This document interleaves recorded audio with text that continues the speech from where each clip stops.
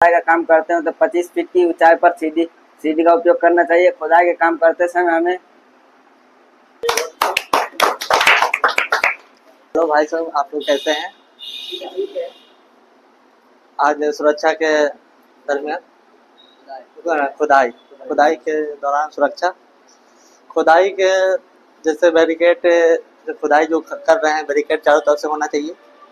और उसमें जब आप आपस में जैसे कोई अंदर जा रहे हैं खुदाई के दौरान, जैसे मिट्टी खोदने के लिए या कुछ, तो उसके लिए सीढ़ी का उपयोग करना चाहिए।